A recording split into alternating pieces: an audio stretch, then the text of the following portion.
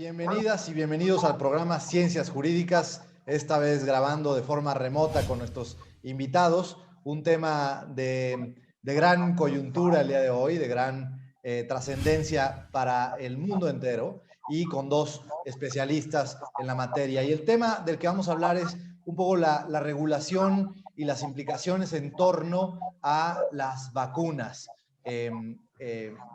Enfocado desde luego a la pandemia por COVID-19. Y para hablar de esos temas, de esos dos temas, tenemos con nosotros a Antonio Donatlán, quien es abogado por la Universidad Iberoamericana, con un máster en Derecho en la Universidad de Barcelona, la Universidad de Barcelona, sí, y Toño es experto desde hace más de 9 años en el sector salud, lo cual además trabaja para una empresa, digamos, trabaja in-house y nos da una perspectiva particular. Toño, bienvenido. Gracias, Fernando. Muchas gracias y gracias por la invitación. Encantado de que estés por acá. Y también tenemos a Cristian López Silva. Cristian es socio de Baker McKenzie y coordina el grupo de salud y ciencias de la vida de la firma. Uno de los grandes expertos también en materia de derecho a la salud y pioneros en esta especialidad en nuestro país. Bienvenido, Cristian. Un gusto. Muchas gracias a los dos por estar aquí. Pues la verdad que me llena de curiosidad y de interés hablar del tema de las vacunas y para adentrarnos en ello les preguntaría que nos cuenten un poco cuál es el contexto de lo novedoso que ha ocurrido en este proceso de vacunación. O sea, ¿cuáles dirían ustedes que son las 2 o 3 novedades que han ocurrido en el proceso de regulación de las vacunas ante la pandemia COVID-19, que lo hace un fenómeno distinto y tal vez inédito comparado con cualquier otro proceso de vacunación en el pasado? Les dejo el micrófono abierto. Cristian, yo creo que tú eres el bueno para darnos este overview, ¿no? Este overview, sí, con gusto. Desde el punto de vista jurídico, ha sido el tema de COVID algo que ha puesto de entrada al derecho sanitario como en el centro, ¿no?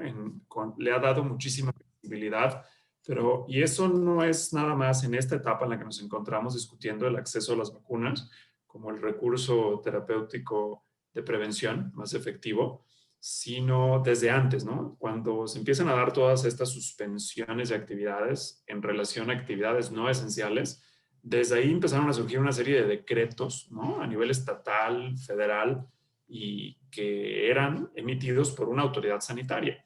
Desde ese momento empezaron a surgir preguntas de quién debería emitir qué cosa, bajo qué reglas, y entonces el marco jurídico sanitario quedó muy visible, ¿no? Quedó muy expuesto. También quedó muy claro que hay muchísima falta de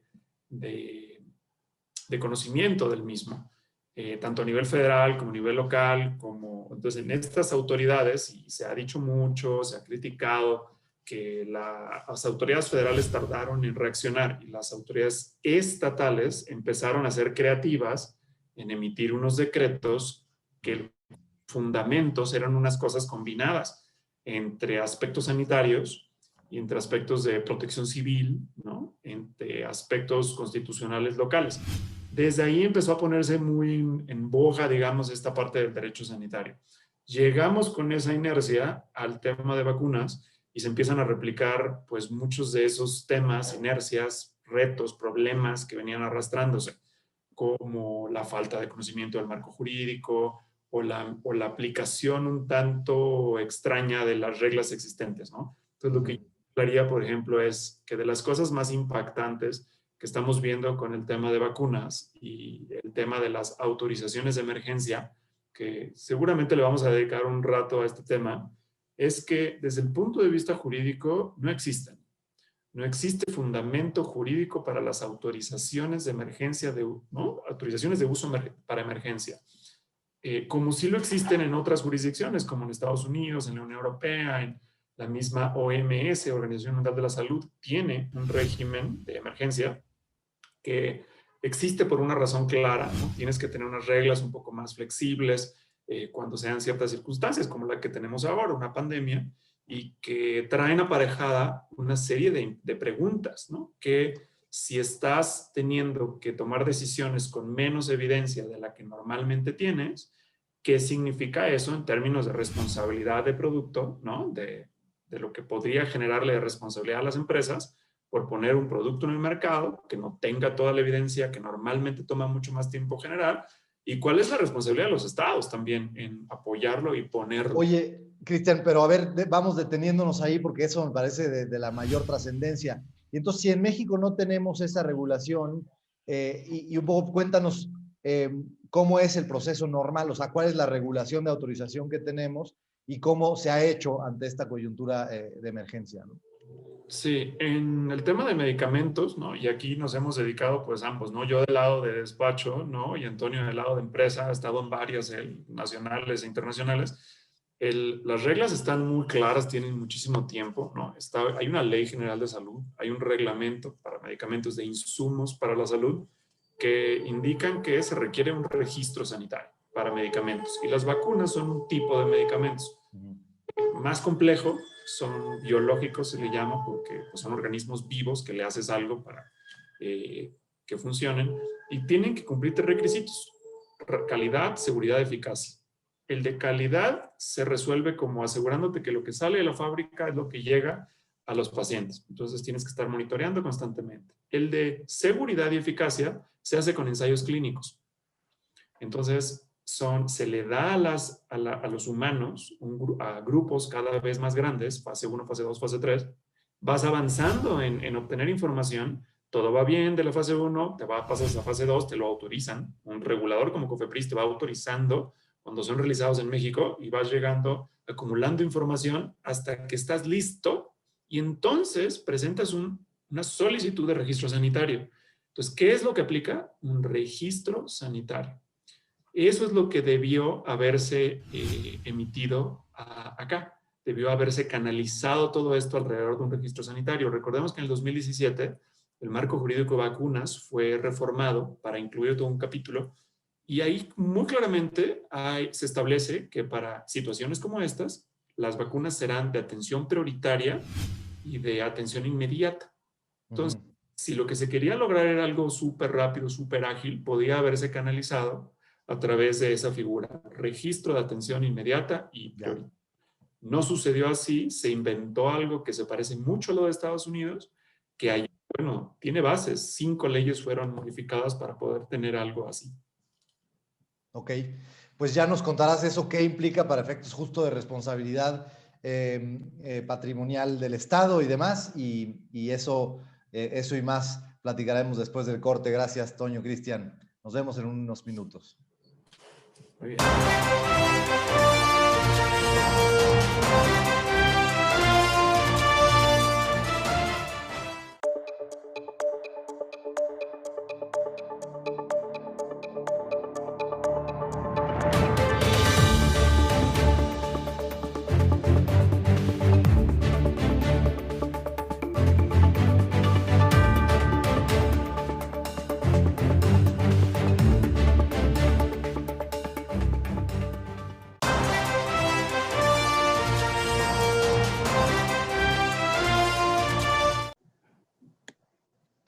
Bienvenidas, bienvenidos de regreso al programa Ciencias Jurídicas. Hoy estamos platicando de la regulación en torno a las vacunas y lo que ocurre en la coyuntura de la pandemia COVID-19, sobre todo en nuestro país.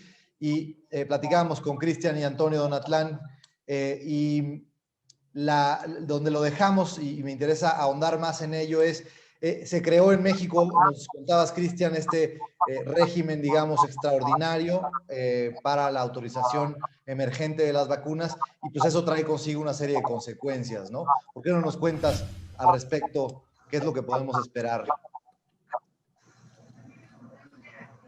Sí, nos quedamos en esa parte en la que se crea un régimen que no tiene esta base jurídica fuerte, pero que en otras jurisdicciones claramente tiene una conexión con que si el régimen va a ser más flexible, por ejemplo, en Estados Unidos, el ejemplo muy concreto, más cercano y el que seguramente fue replicado por las autoridades, se da la declaración de emergencia hay una ley, una reforma legal que dijo tiene que atarse a una declaración de emergencia. Hay otra ley que dijo eso tiene consecuencias en casos de compensación, acciones por responsabilidad de producto de los pacientes que sufran algún daño o la muerte en contra de los productores de esa vacuna y en contra en su momento de quizá el Estado, si es el que facilitó a ponerlas en el mercado. Eso, y bueno, y otra serie de implicaciones del derecho americano. Para nosotros, si lo dejamos en la parte de compensación, pues es muy interesante porque es un área que no está tan desarrollada en México, el tema de responsabilidad por producto. Es un tema que en su momento se planteó si había un riesgo en relación a eso que se creó de las acciones colectivas, pero el tema de salud no fue incluido dentro de esas materias que están sujetas a este tipo de acciones. Entonces eso deja de lado esa parte, sin embargo, te vas a las reglas del Código Civil, de responsabilidad, de indemnizar cuando alguien genere un daño, sin embargo tiene que ajustarse a las reglas clásicas de daño, que no son tan fáciles de satisfacer.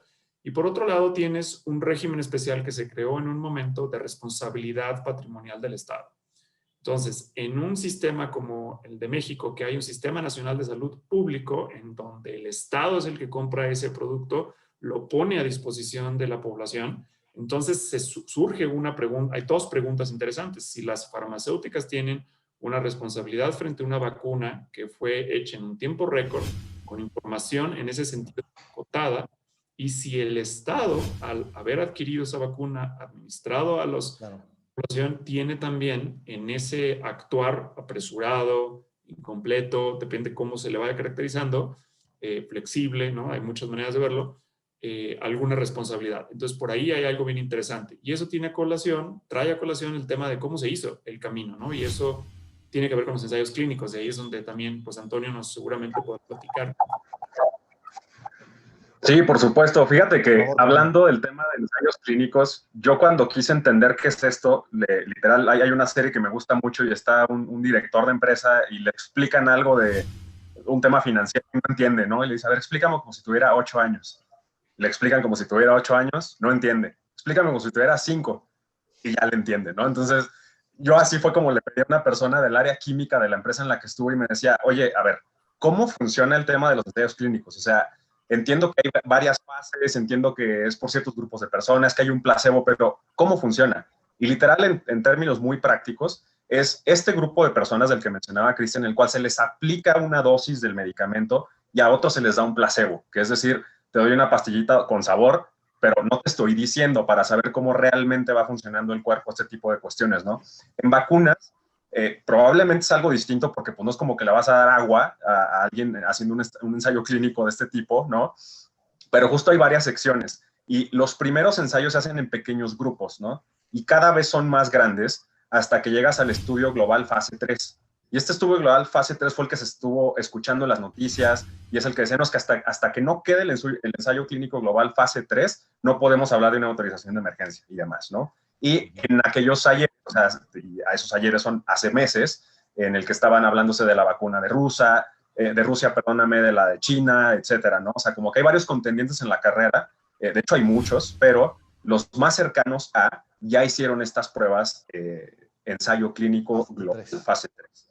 Quiere decir que se colocó por etnias, ya sabes, o sea, a los de la población asiática, la población americana, la población africana, y todo este tipo de cuestiones para saber cómo va interactuando la reacción química que tienes dentro de tu cuerpo a la vacuna, ¿no? Y hay de diversos tipos de vacunas, con organismos vivos, y ahorita las más avanzadas, que ya ni siquiera traen organismos vivos y únicamente replican el anticuerpo, ¿no? O el antígeno, justo para que haga esta, ¿cómo decir?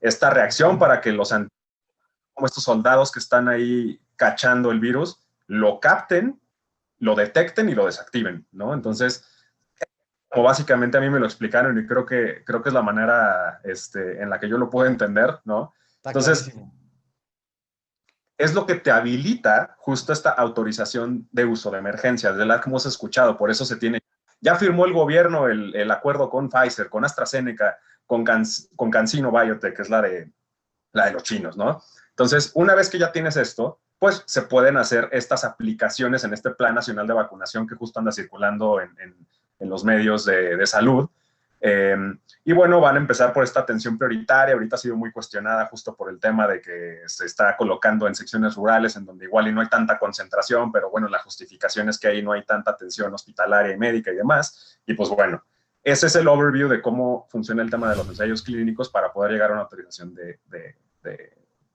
estas vacunas, ¿no? ¿Qué pasa al segundo término?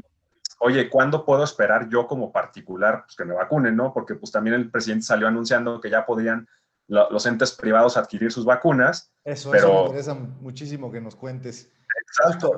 Justo eso, ¿no? O sea, ¿cuándo podemos esperar, como en otros países, concretamente en Estados Unidos, que ya se escucha que en las farmacias privadas, en las cadenas de farmacias va a haber vacunas? ¿En México podremos ver eso en algún momento? ¿O empresas podrán comprar para sus empleados? ¿O estados de entidades federativas? Y tal vez se nos viene el tiempo encima, Toño, pero regresando del corte, a lo mejor nos adentramos a eso que podemos esperar en los próximos meses, desde una perspectiva de qué posibilidad legal y real tienen de adquirir, y también, por otro lado, de qué disponibilidad de las vacunas hay para que los particulares y las entidades federativas adquieran las vacunas, ¿no? Y entonces nos vemos, si les parece, regresando del corte. Muchas gracias. Buenísimo.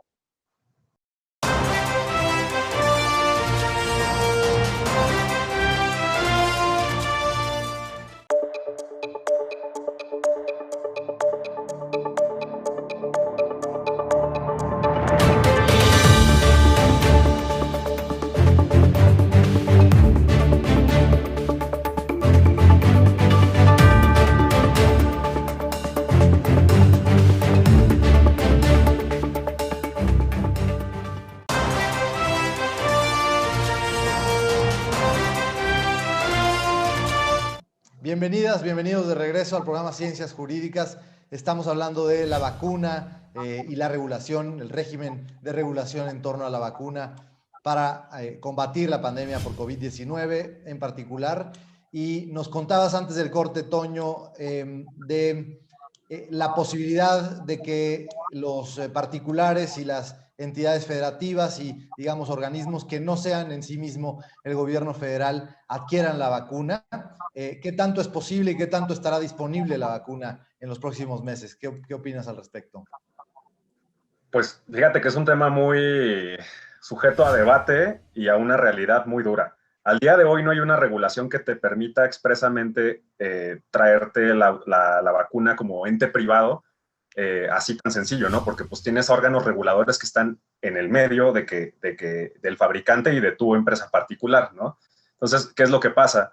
No tienes un registro sanitario todavía. Hay un registro sanitario de emergencia, el cual tampoco prohíbe que lo pueda adquirir un particular per se. La cosa es que no tienes los ensayos todavía concluidos, si me explico, como para que puedas tener el registro normal y ese ensayo clínico haya sido totalmente exitoso y sea libre de... Bueno, al final siempre hay un tema de farmacovigilancia, que es esta vigilancia que se hace a los fármacos, cómo interactúan con el cuerpo humano, si hay alguna reacción adversa, si hay algo que hay que reportar. Se está vigilando constantemente un medicamento. Ahora imagínate, en una vacuna, pues se vuelve un poquito más relevante. La cosa es, y tiene que ver con el tema de la responsabilidad que se hablaba hace ratito.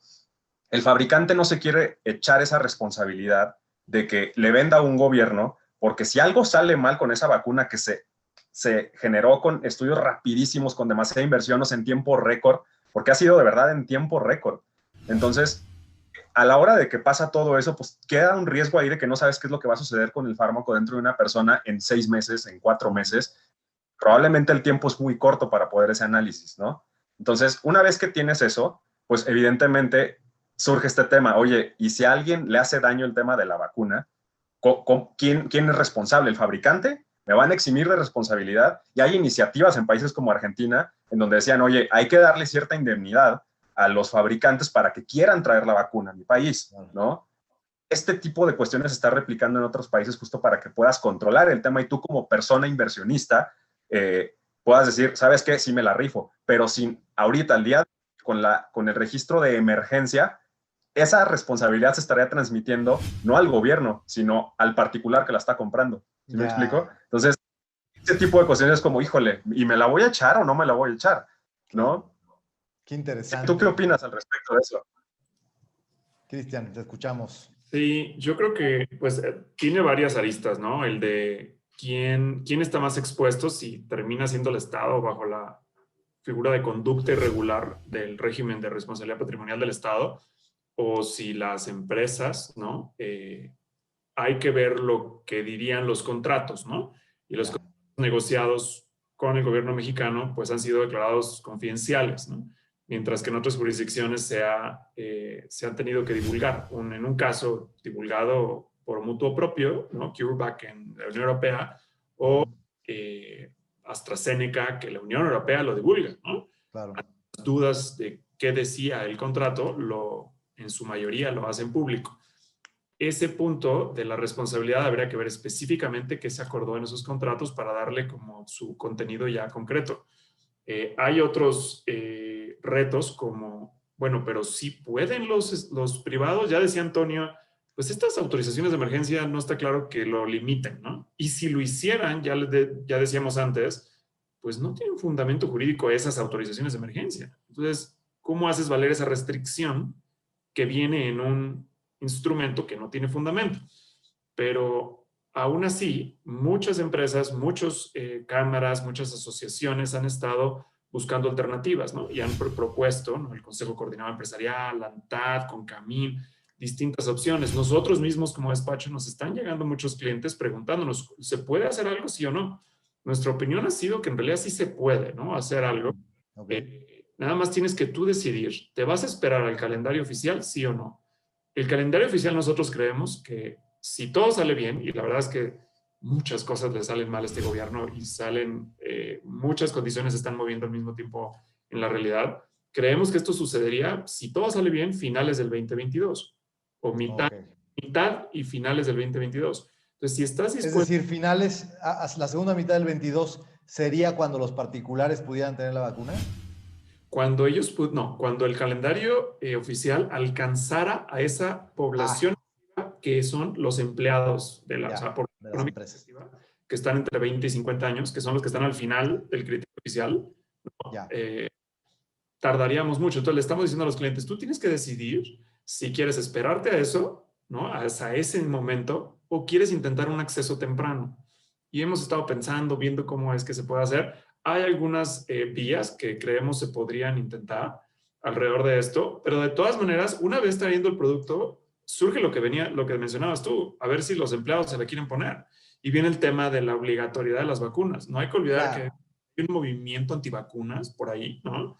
Pero también hay unas dudas razonables, ¿no? O sea, de los mayores de 60, los mayores de 70, que si las vacunas han generado suficiente información al respecto, ¿no? Si se la quieren poner o no, y si los empleados pueden exigírsela a los empleadores, a los empleados. El gobierno no ha querido, las herramientas están ahí en la Ley General de Salud, se puede hacer de forma obligatoria, te puede ordenar, o sea, puede hacer una campaña obligatoria y puede ordenarle a sujetos en lo individual que se vacunen. Ambas son, sin embargo, ha renunciado a esa facultad. Le está pasando la carga de esa decisión a los particulares. A ver qué hacen las empresas. Ese es materia laboral, ¿no? Si lo puedes o no hacer valer. Entonces, hay todavía retos muy interesantes. Sí, o la misma obligatoriedad, por ejemplo, que te puedan imponer para hacer uso de diferentes servicios privados o públicos, ¿no? Y, Toño, ¿alguna reflexión final sobre estas, digamos, discusiones de pronto hasta éticas que nos enfrentaremos? 30 segundos. Pues sí, o sea, realmente otro tema de dura realidad que es, oye, sí, por supuesto, y las pueden comprar, ponle que salen los decretos y todo para que las puedan adquirir, pero también hay un tema de generación, o sea, y de alcance de lo que pueden fabricar, o sea, justamente los fabricantes, porque es de interés mundial, ya sabes. Entonces, se tiene este interés mundial, todo el mundo la quiere adquirir y evidentemente se está dando estos planes como COVAX o estos planes con acuerdos con gobiernos en donde ya están garantizadas ciertas piezas y hasta que no se cumpla la entrega de estas piezas no puedes, ya sabes, o sea, abrirlo hacia el particular. Entonces, hay compromisos y poderes bastante fuertes que median en estos temas y creo que hacen un poco más difícil el pensar en que se pueda adquirir de una manera particular, al menos en este país, ¿no? Porque nosotros ya hemos visto que va a funcionar.